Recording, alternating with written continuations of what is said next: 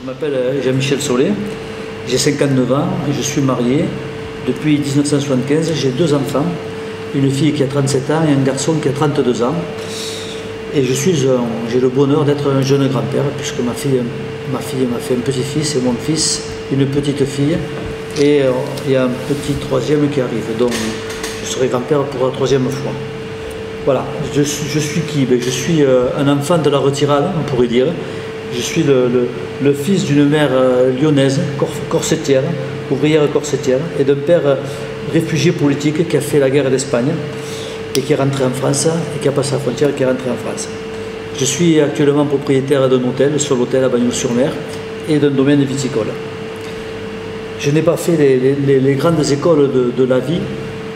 Par contre, j'ai dû malheureusement m'affronter aux dures réalités de la vie relativement de bonheur, puisque j'ai eu le malheur de perdre mon père à l'âge de 19 ans, et je me suis retrouvé donc seul, avec ma mère handicapée, à la tête d'un petit hôtel-restaurant que tous les Bagnolins connaissent ou reconnaîtront, la Pergola. Et je pense que bon, je ne me suis pas trop mal tiré.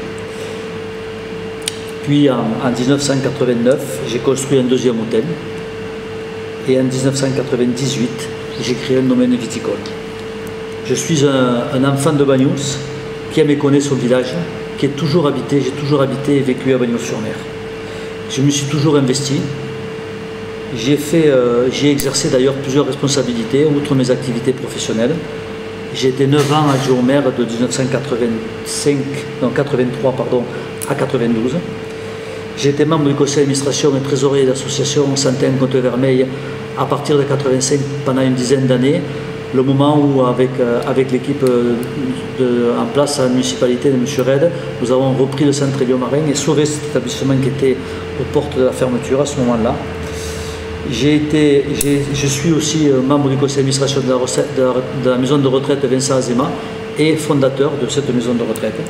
Et j'ai exercé un long mandat de 8 ans à la tête du GICB. J'étais président du groupement interproducteur Collioure-Bagnols, une grande cave coopérative à Bagnols-sur-Mer que tout le monde connaît et reconnaîtra. Voilà.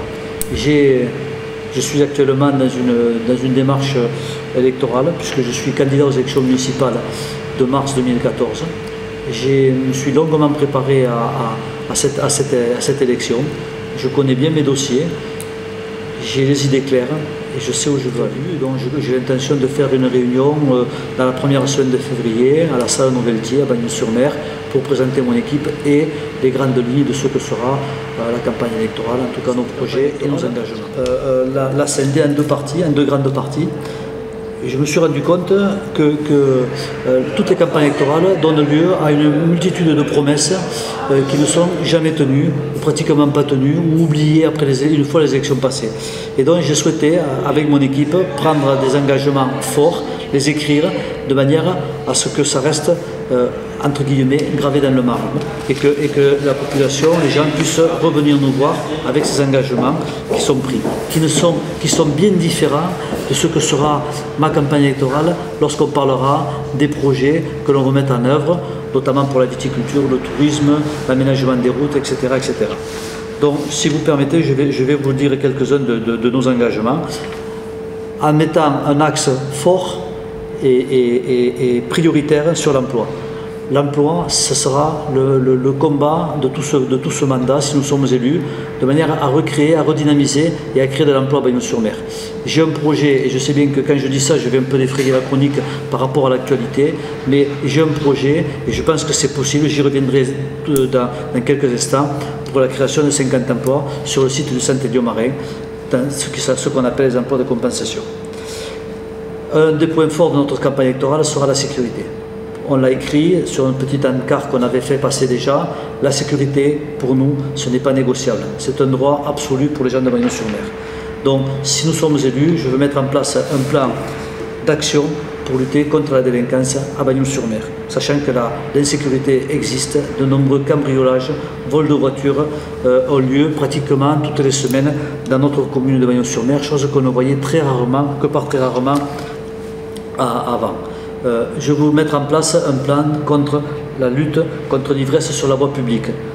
Je veux réprimer efficacement, très efficacement, tout le trafic, les petits trafics de drogue qui se passent dans notre commune à Bagnols-sur-Mer. Et je ne parle pas de la fumette, je parle de drogues dures qui mettent en péril nos jeunes à Bagnols-sur-Mer, car ces trafiquants se servent de ces jeunes pour les influencer et les faire basculer dans la drogue. Et là-dessus, je serai intransigeant, je veux mettre en place une politique très sérieuse avec comme support la police municipale, bien entendu, mais la gendarmerie, quitte à faire appel efficacement contre le zonage de certaines parties de Bagnols-sur-Mer et contre la mendicité agressive qui est faite, notamment autour de la poste. Et je sais, parce que j'ai le témoignage de plusieurs personnes âgées qui n'osent même plus aller à la poste, tellement ils ont peur de se faire agresser, entre guillemets, par toute une faune qui est autour de ce poste. Je veux parler aussi de l'environnement, parce que j'ai noté que dans les 50 dernières années à Bagnols-sur-Mer, au nom du progrès, au nom du développement de Bagnols-sur-Mer, on a sacrifié un petit peu notre beau paysage et l'environnement de Bagnols-sur-Mer. L'engagement qu'on prend, c'est que l'environnement sera au cœur de nos préoccupations et dans tous les projets que nous mettrons en place, nous prendrons en compte d'une manière forte l'environnement et les effets que peuvent avoir les projets sur l'environnement. Et enfin, je voudrais dire un mot aussi pour les jeunes, c'est un engagement que nous voulons prendre fort pour les jeunes. Je voudrais mettre en place un bus de nuit lors des week-ends et des périodes estivales, de manière à ce que nos jeunes qui n'ont pas malheureusement à Bagnols-sur-Mer des établissements pour pouvoir se divertir ou faire la fête, puissent être en sécurité sur nos routes et qu'on puisse les raccompagner à leur maison. Je voudrais ouvrir un conseil municipal aux jeunes, aux enfants, à travers des classes en travail parallèle avec les enseignants, mais aussi ouvrir des décisions aux jeunes pour qu'ils puissent participer efficacement au travail de la commune. Les engagements que nous souhaitons prendre durant le prochain mandat, il y a toute une série, je voudrais vous les énumérer si vous permettez, continuer à vous les énumérer si vous permettez. D'abord, j'ai constaté, et avec moi, beaucoup de personnes que je rencontre me disent souvent la même chose. Les rues de Bagnols sont toutes cassées, défoncées, mal entretenues. Donc, nous prenons l'engagement de consacrer 30% du budget d'investissement chaque année pour refaire des routes et des trottoirs dans la ville de Bagnols-sur-Mer, afin que d'ici la fin du mandat, on puisse avoir des routes en bon état à Bagnols-sur-Mer et on puisse y circuler d'une manière confortable. Je voudrais aussi, et ça je l'ai remarqué dans le quotidien, lorsqu'on fait des travaux dans une rue, on n'informe jamais la population. Les gens découvrent un bon matin une pelle mécanique, des gens qui font des travaux dans votre rue, on ne sait jamais ce qui s'y passe. Je voudrais prendre l'engagement ici d'informer la population lorsqu'on fera des travaux dans leur rue. Pourquoi? D'une manière pragmatique. Parce que quand on fait des travaux dans une rue, qui mieux placé que les habitants pour nous dire qu'est-ce qui convient le mieux à faire dans cette rue et qu'est-ce qui est le plus intéressant à faire pour la population. Parce que le but d'une mairie, d'une municipalité, c'est quand même être au service de sa population. Je voudrais mettre en place une réelle politique d'économie pour pouvoir mieux redistribuer celle-ci à la population de Bagnols-sur-Mer et bannir toutes ces dépenses futiles et inutiles qui sont faites sur la commune de Bagnols-sur-Mer. Je voudrais prendre l'engagement de maîtriser les impôts locaux et de ne pas augmenter la pression fiscale des impôts locaux sur la commune de Bagnols-sur-Mer. Je voudrais que ce conseil municipal ait une politique juste et impartiale dans la gestion quotidienne des affaires de la ville, notamment sur la répartition des HLM ou sur la répartition des quelques emplois que nous pourrons créer durant ce mandat. Et j'y tiens particulièrement, et mes élus, mon équipe est parfaitement au courant de ceci. Je veux que les élus aient une moralité et une éthique sans aucun reproche sur le conseil municipal. Je veux développer un conseil municipal serein et démocratique où on puisse discuter et aborder sereinement tous les sujets. Et enfin, nous prenons l'engagement de créer 200 places de stationnement dans la commune de Bagnols-sur-Mer durant notre mandat. Ensuite, je voudrais chaque année organiser à la salle Bartissol une grande réunion publique pour faire le point de l'année écoulée et que les gens puissent poser des questions et avoir un rendu par rapport à la population de ce que nous avons fait réellement durant ce mandat. Les engagements que nous prenons, ce ne sont pas des promesses, ce sont des engagements. Nous nous y tiendrons toute la durée du mandat. Ces engagements sont bien différents que ceux qu'on peut faire par rapport au projet. Bien entendu que nous avons des projets. par rapport à ce prochain mandat. Nous avons des projets notamment sur la viticulture, sur l'allongement de la saison, sur le logement à Bagnols-sur-Mer, sur la possibilité de l'accession à la propriété, sur l'emploi, j'en ai parlé un peu avant et j'insiste sur l'emploi, sur le Masrej, de la création d'une école d'onologie au niveau régional et international, en corrélation avec le lycée hôtelier, le lycée qui se crée à Argelès, et qui a une branche hôtelière, en corrélation aussi avec la région. Je veux faire de ce centre un centre d'onologie de haut rang, spécialisé dans les vins d'eau naturels, au niveau régional. Je pense que ça peut être porteur pour le cru, porteur d'emploi et porteur de notoriété pour nos crus. Parce que tous les étudiants qui viendront dans cette école, qui recevront un diplôme d'œnologie distribué à Bagnols-sur-Mer, qui connaîtront notre vignoble, qui connaîtront nos entreprises viticoles dans lesquelles ils y auront fait des stages ou auront participé à la vinification, au travail de la vigne ou à la commercialisation de nos produits, ça sera un plus et ça nous permettra d'avoir 100, 150 personnes qui seront chaque année venues à Bagnols-sur-Mer et qui rayonneront dans le monde entier. Et ça, c'est pour moi une chose importante pour la viticulture de Bagnols-sur-Mer. J'ai un projet pour le port et j'y rentrerai en détail au mois de janvier. D'ailleurs, à ce sujet, au mois de janvier, je publierai un autre journal sur lequel je parlerai de mes projets pour le port, pour l'école d'onologie en détail, pour l'accession à la propriété, pour l'allongement de la saison et pour bien d'autres choses, route de contournement, remise en ordre de la circulation à Bagnols-sur-Mer, etc. Dur pour notre côte vermeille. Les établissements de santé seront délocalisés, relocalisés comme disent certains, autour de la ville de Perpignan, notamment tout ce qui est rééducation cardiologique, rééducation fonctionnelle. Ça veut dire qu'on est en train de transporter, d'enlever de cette côte tous ces emplois, tous ces centres pour les rapprocher de la couronne de Perpignan qui, bien sûr, je le comprends, on peut le comprendre, 85% de la population se situe là-bas. Mais ces établissements de santé ont un réel savoir-faire, un cadre, un environnement, un personnel qui est très attaché et des malades qui sont aussi très attachés à ces établissements. C'est bien dommage, bien malheureux pour la côte. On pouvait, ça fait quelques années que cette épée de Damoclès est sur ces établissements de santé. Et à ce titre, lorsque j'ai préparé cette candidature aux élections municipales, j'ai souhaité avoir des dossiers concrets par rapport à tous ces problèmes, à cette problématique de la santé à la Côte-Vermeille. Je me suis d'ailleurs entouré dans mon équipe de personnes complètement capables qui ont eu des responsabilités importantes dans le centre Lyon-Marin de Bagnols-sur-Mer, pour ne pas le nommer, Jean-Michel Gascou qui était médecin directeur de cet établissement et qui va m'épauler pour ce combat que nous allons mener pour préserver l'emploi et la santé sur la Côte-Vermeille. J'ai rencontré à ce sujet M. Patrick Rodriguez, qui est le directeur général de l'association USAP. Je l'ai rencontré il y a à peu près un mois pour lui parler, pour qu'on puisse parler ensemble de l'avenir du centre Lyon-Marin de Bagnols-sur-Mer et de Pierrefitte. Parce que pour moi, bien entendu, les deux sont liés. Et bien entendu qu'il faut défendre Bagnols-sur-Mer, le centre Lyon-Marin, mais il faut défendre aussi Pierrefitte. Il ne faut pas défendre l'un au détriment de l'autre. C'est les deux qui sont importants pour la côte. C'est dans ces deux établissements qu'il y a des habitants de Bagnols qui y vont tous les jours travailler. Donc j'ai rencontré M. Rodriguez qui m'a fait part de la situation, notamment qu'ils attendaient cet arrêté de Marisol Touraine, ministre de la Santé, pour la délocalisation ou la relocalisation des établissements à Bagnols-sur-Mer. Il y a dans cette relocalisation, qui est malheureuse, je le répète et que je déplore, parce que les établissements, c'est dommage qu'on nous enlève, mais ça, ce n'est pas nous qu'on le maîtrise. Il y a dans ce plan de délocalisation des établissements un volet de compensation. Alors, moi je le dis très clairement, je suis derrière et je serai derrière le personnel, les syndicats de ces établissements pour mener la lutte si on peut conserver ces établissements sur place. Par contre, je pense qu'à un moment, il va falloir être raisonnable et négocier d'une manière ferme et dure pour qu'on puisse obtenir des compensations dignes de ce nom par rapport aux emplois qui sont délocalisés, que nous perdons quelque part sur la côte vermeille.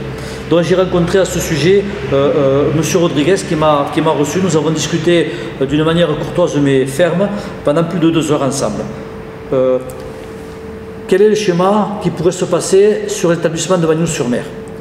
D'abord, il est question, vous le savez tous, que cette maison de retraite Paul Retsch est dans une zone inondable et n'est plus aux normes, puisqu'il y a des patients qui sont 2, 3 dans certaines chambres, et donc c'est un établissement qui est plus aux normes et qui doit être quelque part reconstruit.